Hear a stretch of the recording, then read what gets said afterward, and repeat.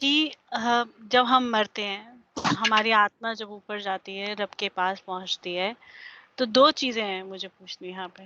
क्या हम फाइनली रब से मिल पाते हैं?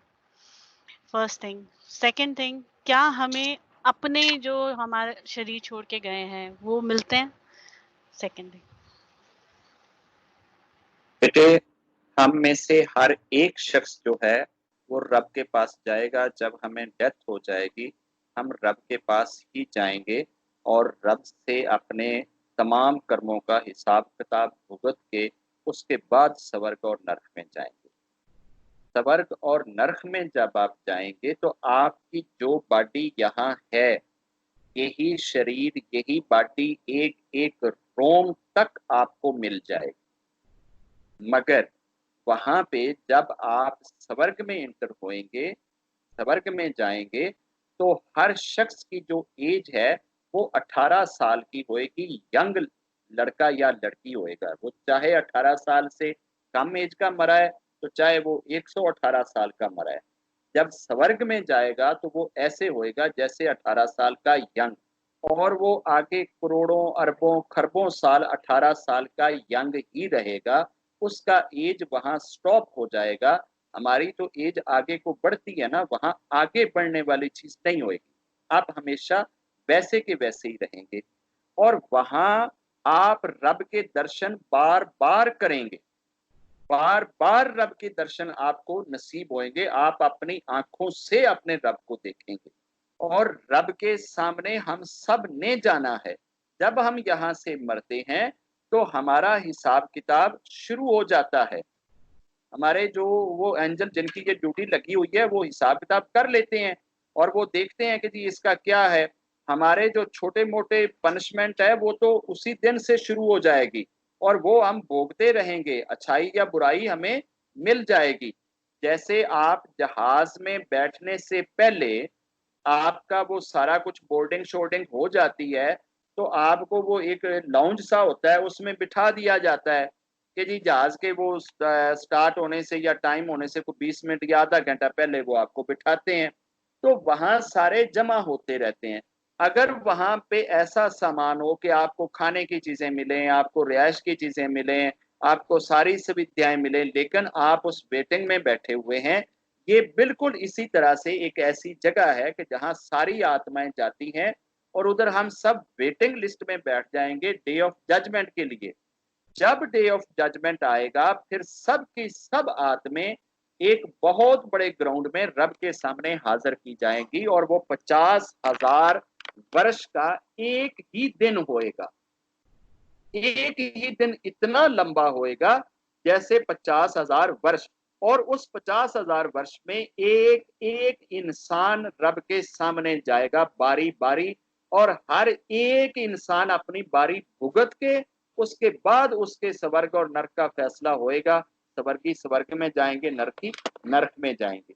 लेकिन आप अपने रब को जरूर देखेंगे, रब से जरूर मिलेंगे और आपको यही बॉडी, यही जिस्म, यही शरीर, ये सारा कुछ मिलेगा। मगर वहां पे चश्मे ऐसे होंगे कि ऐसे चश्मों के अंदर जब आप हाथ मुंह धोएंगे या नहलाएंगे तो आप जिस तरीके से चाहेंगे ना कि मेरे अंदर ये चीज मेरी इस तरीके से हसीन हो जाए, आपकी जो हुस्न है वो हुस्न आपकी सोच के हिसाब से आपको मिल जाएगा, हो जाएंगे। वो जैसा हुस्न चाहेगा, जिस तरीके से चाहेगा वो होएगा। और वहां हर एक शख्स ही इतना हसीन होएगा जो स्वर्ग में जाएंगे कि जो भी शख्स होएगा वो हुस्न का कमाल होएगा, शाहकार होएगा। ऐसे नहीं है कि जिस शक्लों में हम यहाँ फिर रहे हैं हम इसी शक्ल में ही होएंगे। और ये शरीर जिस तरीके से आपकी बॉडी, आपकी स्किन ने गर्मियों में दाने निकल आने के बाद वो ऊपर से खुदरी हो जाती है, स्किन तो आपकी ही है। और कभी ऐसा होता है कि सर्दियां होती हैं बड़ी वो नरमो मुलायम, बड़ी रंगत सोनी। कभी आप बहुत अच्छा जूस शूस पीते हैं, अनार टका के पी लेते हैं और अच्छे फल खा लेते हैं, आपकी ही रंगत बड़ी सोनी हो जाती है। होता तो वो आपका ही शरीर है, लेकिन जब आप गर्मियों में 2-4 माह सड़क के ऊपर खड़े होकर बजरी डालते हैं तो आप काले स्याह हो जाते हैं। होएंगे आप ही, बॉडी आपकी ही होएगी, लेकिन उधर जाके जब आप वहां नहाए धोएंगे और रहेंगे तो उधर जो आपका हुस्न होएगा वो देखने वाला होएगा। वहां का जो हुस्न है, ये सारी दुनिया के हसीनों का हुस्न इकट्ठा किया जाए तो एक एक हसीन का हुस्न होएगा। वहां की जिंदगी और तरह की है। और जिन्हों लब गई ਉਹਦੇ फिर ਉੱਥੇ ही जाके पता लगेगा कि कितने मजे ने, ਇੱਥੇ ਤੇ सिर्फ खाली गल्लां ही कीतियां जा सकती। फर्स्ट मानव जाति जो पहला मनुष्य दुनिया में आया है, उससे लेकर लास्ट मनुष्य तक ये सारे लोग 100 लाइंस में खड़े होंगे। 100 लाइंस बनेंगी टोटल। अब 100 लाइंस के अंदर से जो लोग स्वर्गी होंगे उनको 100 लाइन के अंदर से गुजार दिया जाएगा। वो गुजारने का टाइम ये नहीं होएगा कि उनको कोई लाखों साल लग जाएंगे।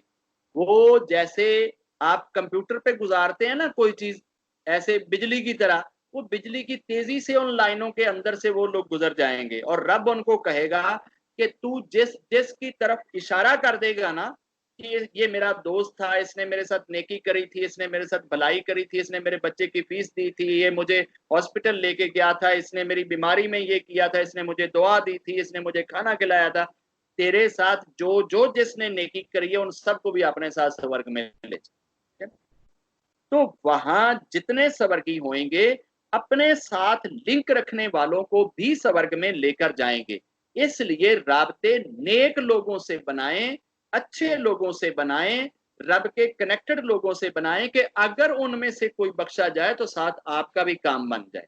हम में दोस्ती हमेशा लफंडरों के साथ, उच्चकों के साथ, चोरों के साथ, बदमाशों के साथ, पॉलिटिशियंस के साथ, नेताओं के साथ, सियासतदानों के साथ बनाते हैं।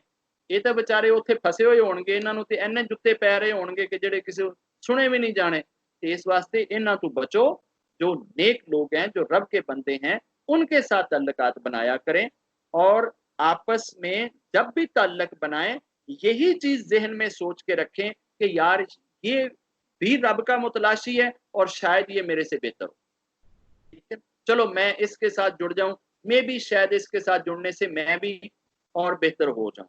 इस उम्मीद के साथ एक दूसरे से ताल्लुक बनाया करें, एक दूसरे से फ्रेंडशिप बनाएं, दोस्ती बनाएं।